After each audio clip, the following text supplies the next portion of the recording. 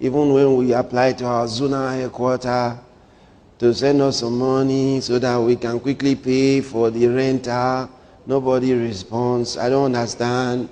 They say we are in the same ministry, but say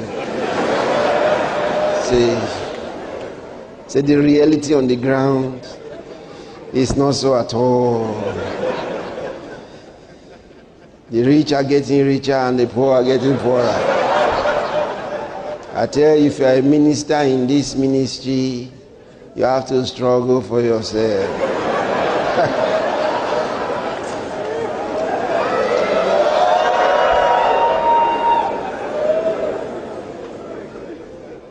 Say the big ones don't even remember us. Who are the us? Who are the us? So,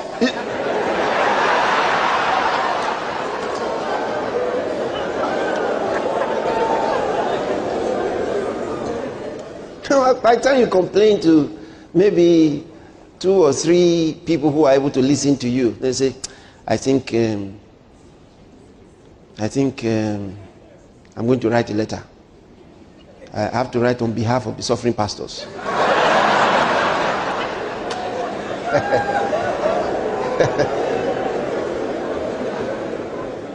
Look at the number of pastors we have here.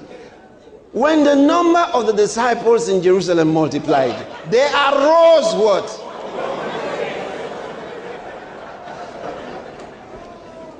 So every time where there is such an increase, some problems arise. And usually, it is those who are not listening that want to bring down everything. They're not listening to the message. As you're explaining the thing of faith, you say, but this thing is not just faith. Everybody knows that it's not just faith. Can't just be faith. I've been having faith for a long time. It can't just be faith.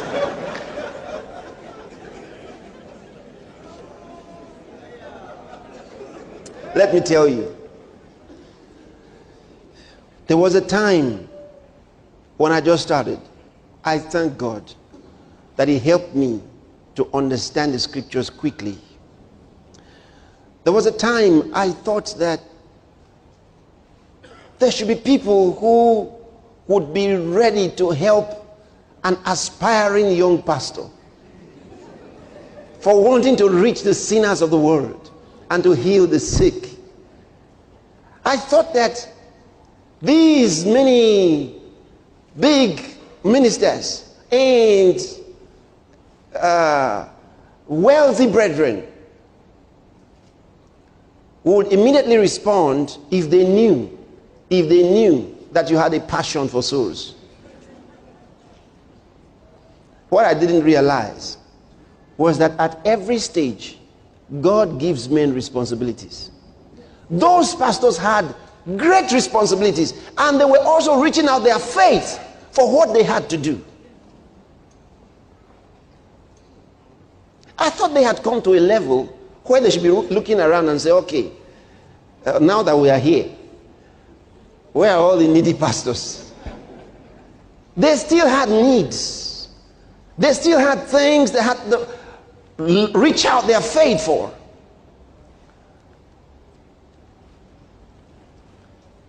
I thought they should know.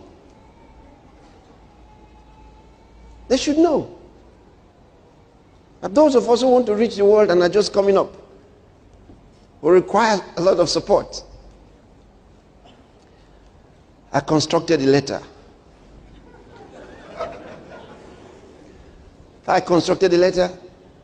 Sent it out to some friends. No response. One interesting gentleman decided to help us. He was in Port Harcourt.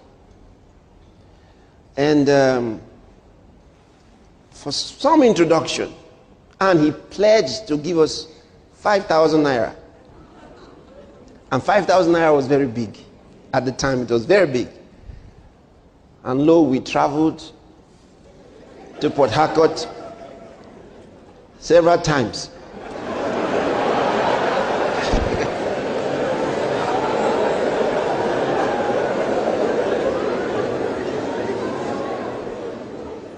And you can imagine this is amidst a lot of praying and declaration of the... Look, that check was as if we had even gotten Central Bank already. And we arrived, Port Harcourt, straight to the bank. And they wrote DAR. We went to the man's house to see him. He welcomed us so wonderfully and accommodated us for the night. That's 2 weeks time, because there was a business that didn't turn out right. So if we come back in 2 weeks, we can get the money. We were very happy because we were nicely treated. Very wonderful man. And we went back. 2 weeks later, we arrived.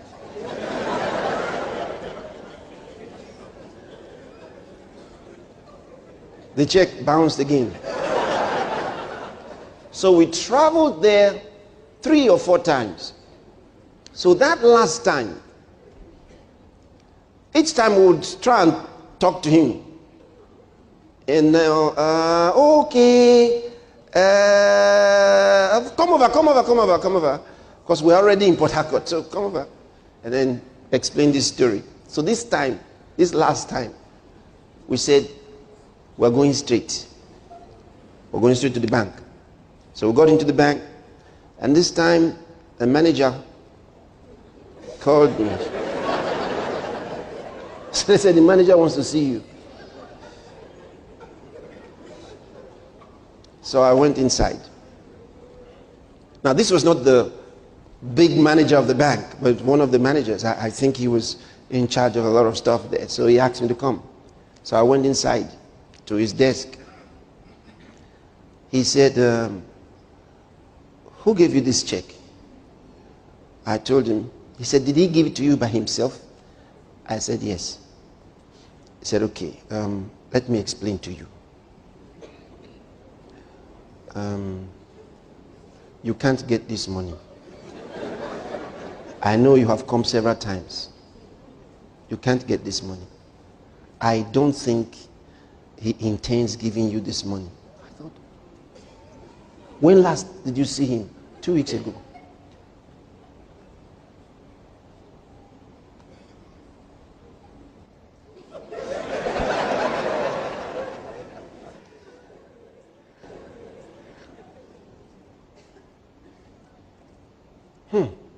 Now the banker is telling you this check is not going to go through. He doesn't even think that the man that gave you the check intends giving you the money. Now, you know, all your praying and talking in tongues over this check. So,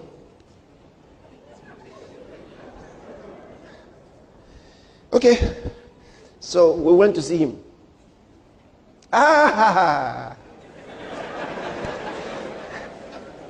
And we greeted again and everything. Oh, I told you you'd get the money, but something was delayed. And we said, yes.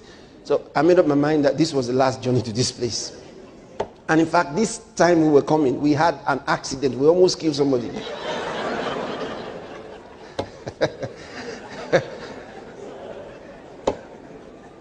We almost killed someone on the road.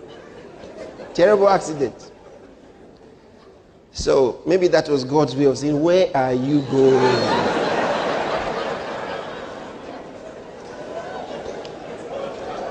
Because while we were still driving in the town before heading to Port Harcourt, while we were still driving within the city, this was inside Warri, we had brake failure inside there.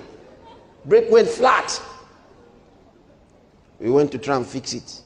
We are going to this place and we are getting this money. The devil will not stop us from getting this money.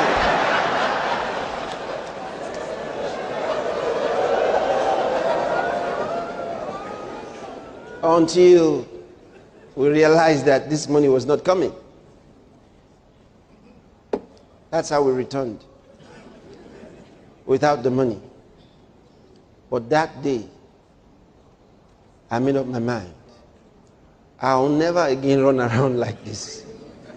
No, because it didn't work. It didn't work.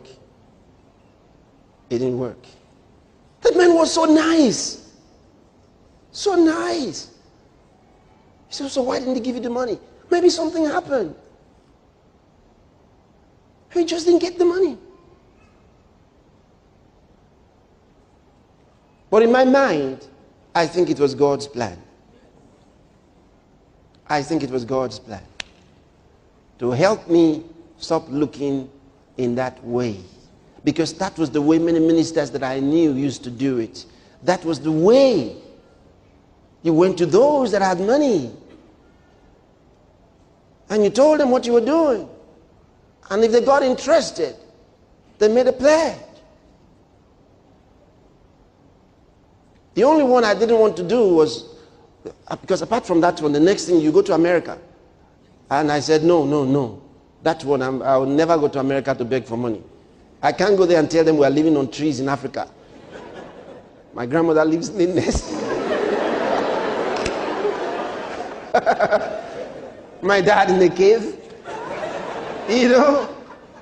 In fact, our church right now is with palm fronds. No, I was not going to tell these kind of stories in America. No, 1,000 times no. I said no. We will send money to America.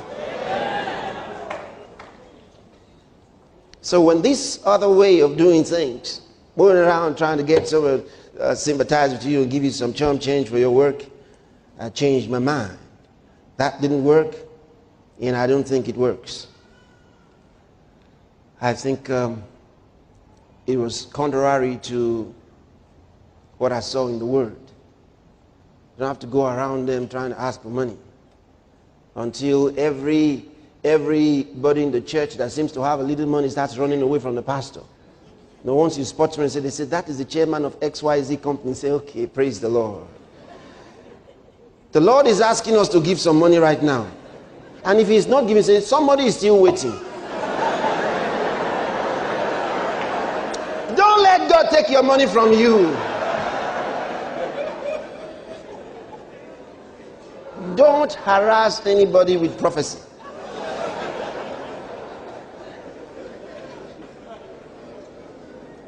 Don't terrorize anybody.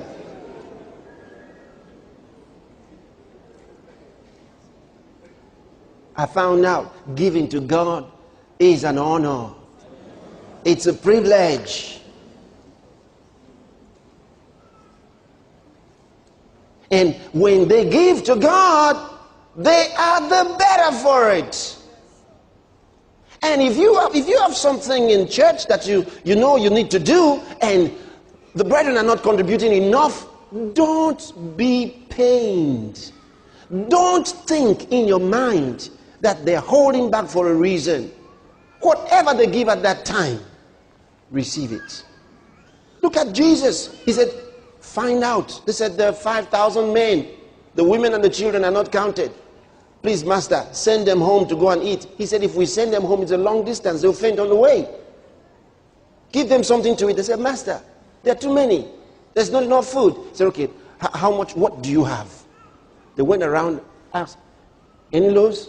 Any bread? Anything? Somebody said, it was a small boy. Okay, what do you have? They thought you'd bring out the basket his grandmother gave him. Brought out a small, it was his lunch.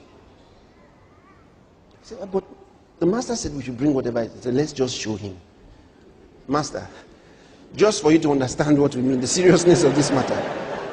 This is all in the congregation. Nobody else has. What did the master do? You think I'm joking? Tell them to bring out what they have. No. He took that and blessed it. So if you are in need of 10 million and the total gathering of money is 500,000, don't say, if we don't get it today, nobody's going home. Think I'm joking in this place.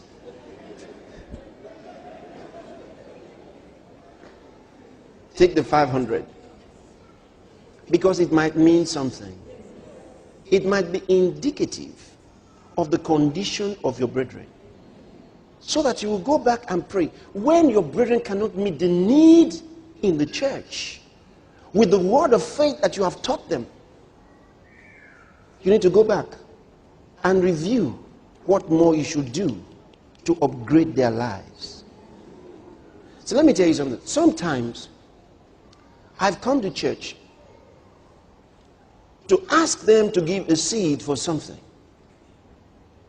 Not because we couldn't meet that particular need without talking to them. If I've reviewed their finances over a period of time, and then I know, okay, I'm sharing the word with them. Now, there must be an action that will help them get more money in their lives. And I pray, and God gives me an opportunity for giving. So I come to church with that opportunity for giving. So I may announce something and I want us to give toward that thing.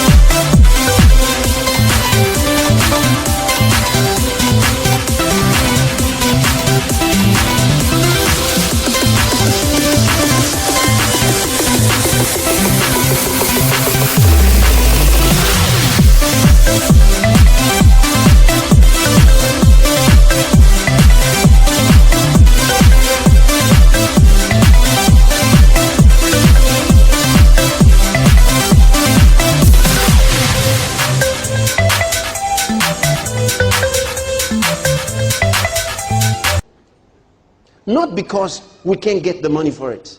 It is in a bid to help them cash in on that opportunity so that they can open up channels of blessings for themselves, haven't been receiving the message of faith which they have been taught. Because not only should you have faith, you should look for the opportunity that God is giving you to sow. An hour of faith like that is very important. And so God gives us that opportunity that, okay, do this and ask them to give for this. So I come and I make the announcement. And then they give. And you wait. The next few days and weeks and months, testimonies upon testimonies upon testimonies. Their finances have been lifted. You see it? Because there is no receiving without giving. There's none. And when you find that you're going through a terrible financial situation for a long time, even though you have been giving, go back and say, Father, what is that thing I should do? What is that thing I should give? What is that amount I should give that can make the difference? What can make the difference? What can make the difference? What can make the difference? And the Spirit of God will drop that thing in your heart. You may not agree. Did you hear me? I said you may not agree. You may not agree. God promised Abraham the whole world. God promised Abraham a seed that would be a blessing to all nations. But for Abraham to get that seed, God had to give him a seed. And that seed was Isaac. Isaac was the precious son. And God came one day for Abraham to qualify for that ultimate seed that will bless.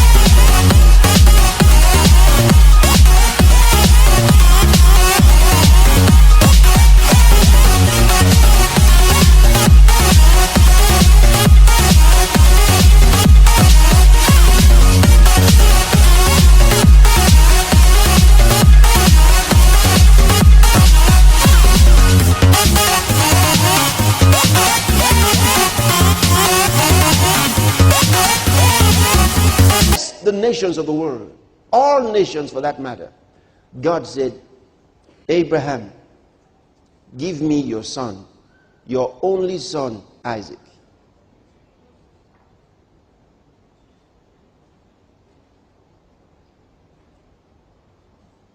What did Abraham do? Like there's a film titled The Bible where Abraham said, oh no! It's a lie. I've even heard preachers say, some preachers say that Abraham struggled with it. He didn't. That's why he was called the father of faith. He didn't struggle with it. Because, people are trying to read Abraham's response with their own mind. No, read it with the mind of the Bible. He was okay. He got things ready, got his son and his servants, and said, we're going 3 days journey. Finally, he stopped the servants when it was close and said, you stay here. The boy and I will move further. And he went.